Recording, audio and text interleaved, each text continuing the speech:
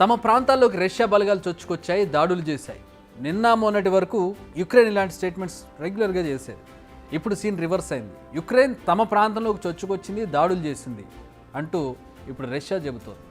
నిజానికి ఇది సర్ప్రైజింగ్. ఇందుకే యుక్రెయిన్ రష్యాపై ఎందుకు అటాక్ చేసింది, ఎలా చేసింది, దీని వెనక కారణాలేంటి, రష్యా రియాక్షన్ ఏంటో చూద్దాం.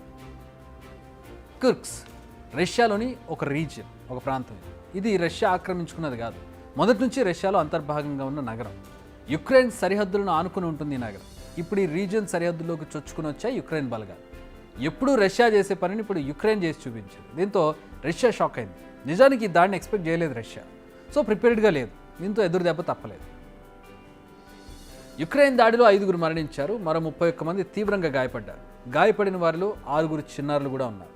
చాలా పెద్ద ఎత్తున యుక్రెయిన్ సైనికులు దాడి చేశారు. ఈ దాడిలో దాదాపు 300 మంది యుక్రెయిన్ సైనికులు పాల్గొన్నట్టుగా సమాచారం. కుర్స్క్లో ఎమర్జెన్సీ విధించాం, ఇది రష్యా చేసిన స్టేట్మెంట్. నిజానికి ఇది ఆశ్చర్యంగానే ఉంది. నిజంగానే కుర్స్క్పై యుక్రెయిన్ సైన్యం విరుచుకుపడింది. మొదట మిజైల్స్, డ్రోన్లతో దాడులు చేసింది. ఆ తర్వాత సైనికులు రష్యా టెరిటరీలోకి చొచ్చుకెళ్లారు, కాల్పులు జరిపారు. 11 యుద్ధ ట్యాంకులు, 20 యుద్ధ వాహనాలు, 300 మంది సైనికులు. ఇవి రష్యాపై దాడిలో యుక్రెయిన్ ఉపయోగించిన సైన్యం. ఇదొకటే కాదు, రష్యాకు మరో పెద్ద షాక్ ఇచ్చింది యుక్రెయిన్. క్రిమియా పోర్ట్లో ఉన్న రష్యన్ సబ్మెరైన్ను ముంచేసినట్టుగా ప్రకటించింది. దీనిపై రష్యా ఎలాంటి కామెంట్ చేయలేదు, కానీ రష్యాకు పెద్ద దెబ్బ అని చెప్పాలి. యుక్రెయిన్ ఒక్కసారిగా ఎంత అగ్రెసివ్గా ఎందుకు మారింది, కొన్ని గంటల వ్యవధిలో 2 చోట్ల ఎందుకు అటాక్ చేసింది, ఇదే ఇప్పుడు చాలామందికి అర్థం కాని ప్రశ్న. ఎప్పుడు డిఫెన్సివ్గా ఉండే యుక్రెయిన్ ఇప్పుడు అఫెన్సివ్ మోడ్లోకి, అటాకింగ్ మోడ్లోకి ఎలా వెళ్ళింది? చాలా రోజులుగా ఎక్కడి వారు అక్కడ అన్నట్టుగా ఉంది పరిస్థితి. ఇది రష్యాకు అనుకూలించే అంశం, నో డౌట్. 2014లో రష్యా క్రిమియాను ఆక్రమించుకుంది. ఆ తర్వాత పరిస్థితులు అలాగే ఉండిపోయాయి.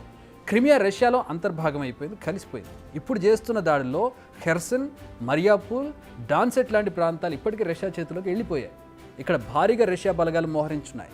అందుకే యుక్రెయిన్ వీటిపై కాకుండా ఏకంగా రష్యాలో అంతర్భాగంగా, అంటే రష్యా మా భూమి, ఏదో ఆక్రమించుకున్న భూమి కాదు, రష్యా భూమి అది, అక్కడ ఉన్నటువంటి అంతర్భాగంగా ఉన్నటువంటి ప్రాంతాలపై ఫోకస్ చేసి దాడి చేసింది. గేమ్ అప్పుడే అయిపోలేదు, ఇంకా మిగిలే ఉందని చెప్పకనే చెబుతోంది యుక్రెయిన్. అయితే ఇక్కడ కోఇన్సిడెన్సో లేదా పక్కా ప్లాన్ ప్రకారం చేసిందో తెలియదు, కానీ ఒకటి మాత్రం అర్థమవుతుంది. అదేంటంటే ఇజ్రాయెల్పై ఇరాన్ దాడి చేయబోతోంది అనే టైంలో యుక్రెయిన్ అటాక్ చేసింది. ఇది వ్యూహాత్మకమో లేక అనుకోకుండా జరిగిందో తెలియదు. ప్రపంచం దృష్టి రష్యా యుక్రెయిన్ యుద్ధం నుంచి తప్పించడం కోసమే హమాస్ను ఉసిగొల్పి ఇజ్రాయెల్పై దాడి చేయించారని ఓ థియరీ అయితే ఉంది. ఇప్పుడు ఇరాన్ ఇజ్రాయెల్ యుద్ధానికి సంబంధించి ప్రపంచ దృష్టిని మరల్చడానికే ఈ దాడి జరిగి ఉంటుందని మరో థియరీ. ఈ థియరీస్కి ఏం తక్కువ ఉండదు కదా. అంతేకాదు, ఇజ్రాయెల్పై దాడికి రష్యా మద్దతు ఇస్తుందనేది మరో ప్రచారం. ఇప్పటికే ఇరాన్కు భారీ ఎత్తున రష్యా ఆయుధాలు పంపించిందని తెలుస్తుంది. భారీ విమానాల్లో భారీ యుద్ధ సామాగ్రిని అక్కడికి చేరవేశారనేది ఒక వార్త. ఒకవేళ యుద్ధం స్టార్ట్ అయితే మరింత సాయం చేసే అవకాశం కూడా ఉంది. అందుకే రష్యాను తన సొంత పంచాయతీలో బిజీగా ఉంచితే ఇతర అంశాలపై ఫోకస్ తగ్గిస్తుందనే వ్యూహాత్మక ఎత్తుగడ కూడా అయి ఉండొచ్చనే అనుమానాలు కూడా. ఎందుకంటే ఇటు అమెరికా ఇజ్రాయెల్కి సపోర్ట్ చేస్తున్నట్టు సందర్భంలో అటు ఇరాన్కి రష్యా సపోర్ట్ చేస్తూ ఉంటే 2 పెద్ద దేశాల మధ్య ఒక ప్రచ్ఛన్న యుద్ధం జరుగుతున్న సందర్భంలో అది డైరెక్ట్ అయితే నష్టం మరింత ఎక్కువ ఉంటుంది. సో అమెరికా దీన్ని వ్యూహాత్మకంగా చేసి ఉండొచ్చు అనేది ఒక థియరీ. ఈ థియరీస్ను పక్కన పెడితే యుక్రెయిన్ దాడికి సంబంధించి మరికొన్ని కీలక విషయాలు ఉన్నాయి. కుర్స్క్లో రష్యాకు చెందిన ఒక న్యూక్లియర్ ప్లాంట్ ఉంది. ఇప్పుడు యుక్రెయిన్ దీనిపై ఫోకస్ చేసే అవకాశం ఉంది. సెకండ్, ఇప్పటికే యుక్రెయిన్ చేతుల్లో ఒక కీలక గ్యాస్ స్టేషన్ను అదుపులోకి తీసుకున్నారు. అయితే ఈ గ్యాస్ స్టేషన్తో రష్యా కంటే యూరోపియన్ కంట్రీస్ ఎక్కువ లాభం. ఎందుకంటే ఆ దేశాలకు ఈ గ్యాస్ స్టేషన్ నుంచి గ్యాస్ సరఫరా అవుతుంది. సో దీన్ని ఏమైనా ధ్వంసం చేస్తే నష్టం ఈయూకే తప్ప రష్యాకి అయితే లేదు. మరోవైపు యుక్రెయిన్పై రష్యా కౌంటర్ అటాక్ చేయడం ప్రారంభించింది. కీవ్ పైకి డ్రోన్లతో దాడి చేసింది. ఈ దాడిని యుక్రెయిన్ కూడా కన్ఫర్మ్ చేసింది. తాము ఏకంగా 87 డ్రోన్లను కూల్చేసినట్టు యుక్రెయిన్ ఎయిర్ ఫోర్స్ ప్రకటించింది. కానీ ఈసారి పరిస్థితులు యుక్రెయిన్ వెల్ ప్రిపేర్డ్గా ఉంది. ఇప్పటికే నాటో నుంచి first batch F-16 fighter jets అందాయి.